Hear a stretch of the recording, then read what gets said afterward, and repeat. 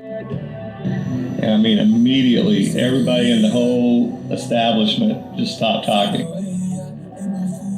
So I said, "Oh, you're talking about the skinwalkers?" And I mean, immediately, everybody in the whole establishment just stopped talking. And it just got quiet.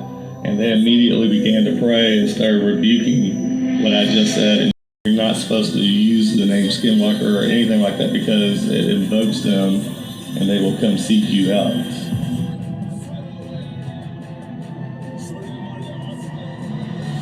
My name is Chad Riley.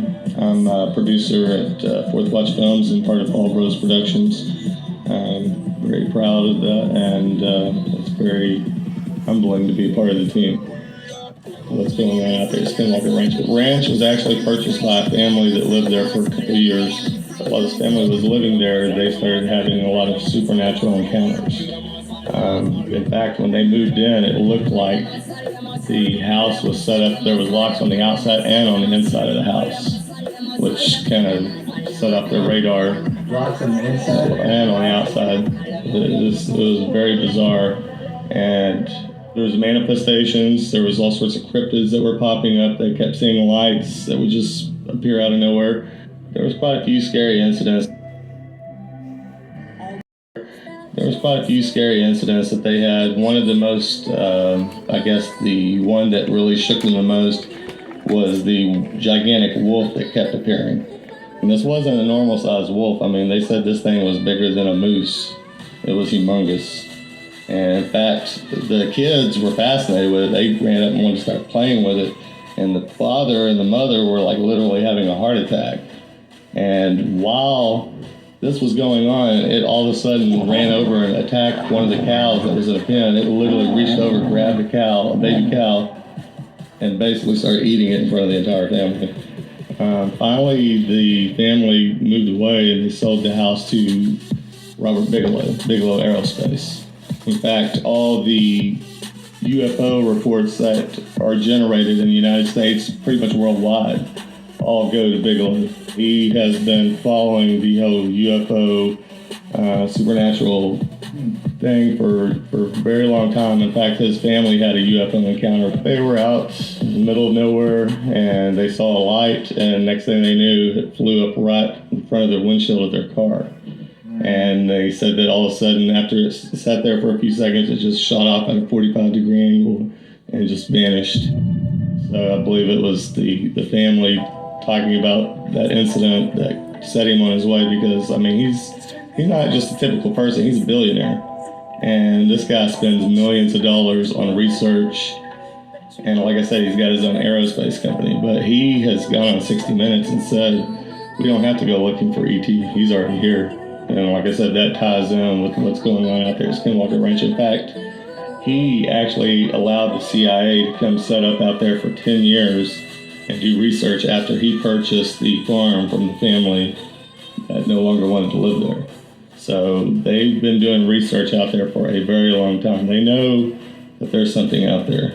In fact, one of the researchers that worked out there has recently gone on with John Greenwald Jr. on the Black Vault and did an interview with him and came right out and said that they basically were told to do whatever it took to make contact with the entities that were out there.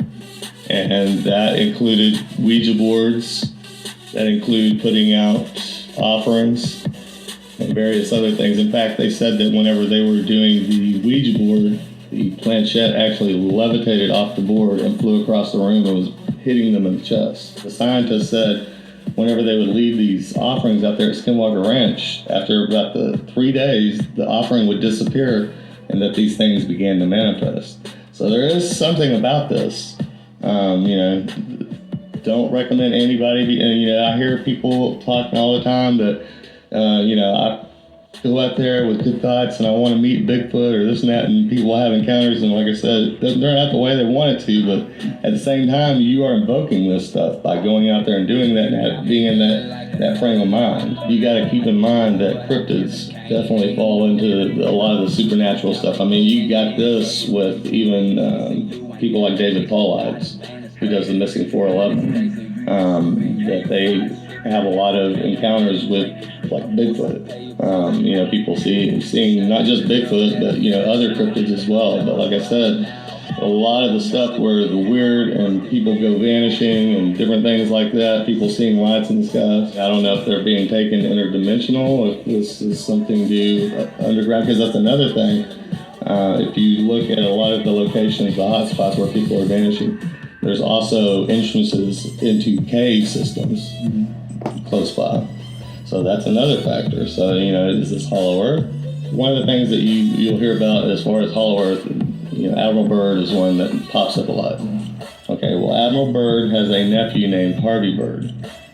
Harvey Byrd did the foreword for the book Stranger at the Pentagon, who happens to be about an alien named called Valiant Thor who came to Earth. From 1957, there was a spacecraft that landed not too far from the Pentagon, about 14 miles away. Police showed up at the scene.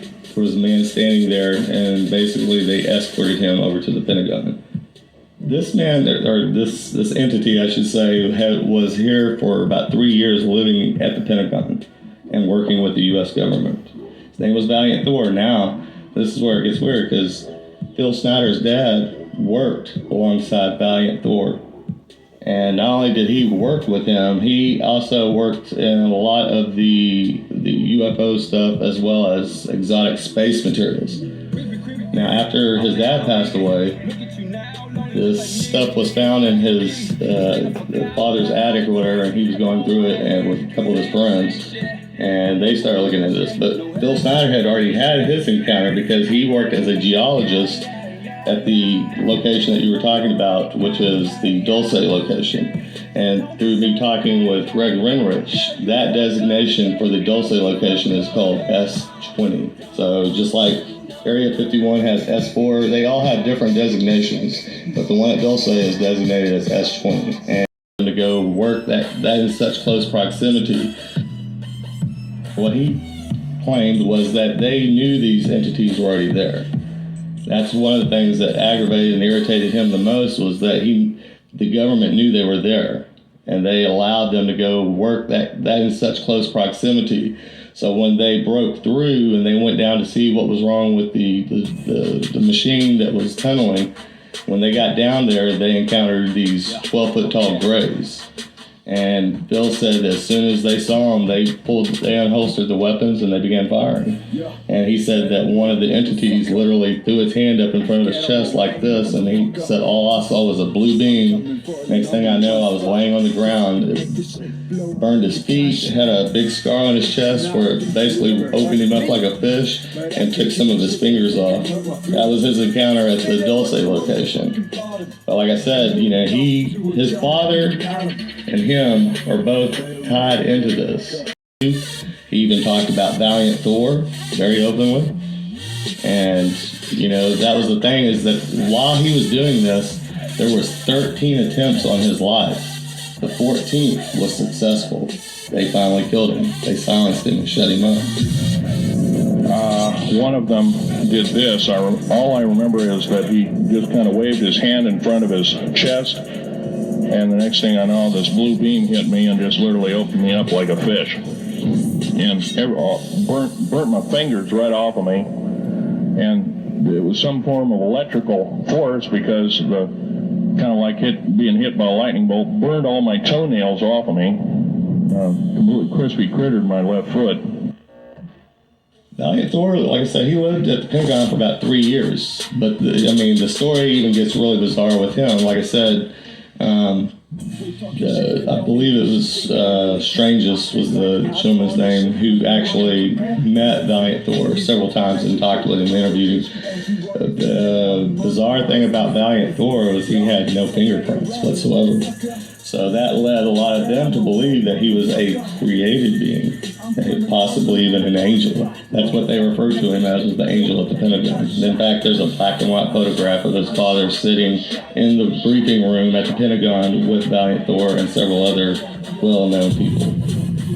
We know that disclosure happened in 2017. That's a given. That's when Fox News and everybody, I believe it's Tucker Carlson at Fox News, broke the whole story about the Navy UFOs and all that. Okay, so that was the disclosure. That's when that happened. But then it came out about this $22.5 million that the Pentagon was spending on looking into the UFO thing. Okay?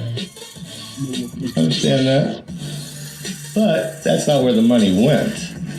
The money was actually spent at Skinwalker Ranch because there was two different programs. There was ATIP and there was OSAP. OSAP is where everything's going on at Skinwalker Ranch, where they're researching all these entities and weird, bizarre stuff that's happening, portals. In fact, one of the same gentleman that we were talking about a while ago, the Karl Marx that was on Black Vault, he actually said that these lights would just appear out of nowhere. And he said they were blinding. He said they would take their hands and put them up over their eyes. With their eyes shut and their hands cupped over, they could still see the light. It was still blinding, and they could actually see the bones in their fingers. Back to what I was saying about the OSAP, that was the umbrella that was over Skinwalker Ranch, and that's where the $22.5 million went. And the Tic Tac was just scratching the surface. That was just the beginning. Was there more of them, or? There was a fleet of them. A fleet? Yes, and you actually hear them talking about that on one of the clips. You can hear them say, there's a whole fleet out there. What he's talking about and what he goes into detail in that interview, these things were up in upper orbit. They dropped from 80,000 feet to 20,000 feet in a matter of seconds. We're talking like 2 or 3 seconds. He said they swarmed them, and that they had to boogie and get out of there. Then you got the incident over on the eastern coast where they were talking about that they were out on a squadron. There was a squadron on this. I believe there was about 5 of them. And they're out doing maneuvers over the ocean. And they said that all of a sudden they saw what looked like a cube, but it was cloaked. We're talking, like the movie Predator. It looked like it was cloaked. So they see this cube flying through the sky, but it looks like it has a round circle around it, and it looks like it's cloaked.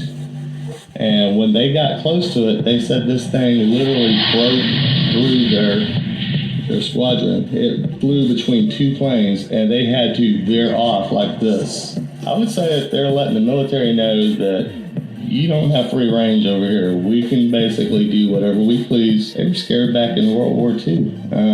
When the pilots were encountering what they called Foo Fighters. They couldn't match the velocity. They couldn't keep up with the speeds, and these things were just running circles around them. And so, you can even go back and read about the Foo Fighters. And like I said, it wasn't just American pilots. It was British pilots, all sorts of different pilots that were playing and talking about this very openly, and they were like, we couldn't match them. And I don't know what they were, but giants in these underground bases, and said that they were, human scientists and other people working side by side with them. He said that they even came right out and said they were the Nephilim. They came right out and said it. They were, human scientists and other people working side by side with them. He said that they even came right out and said they were the Nephilim. They came right out and said it. Said that, basically we're preparing for an intergalactic war with God.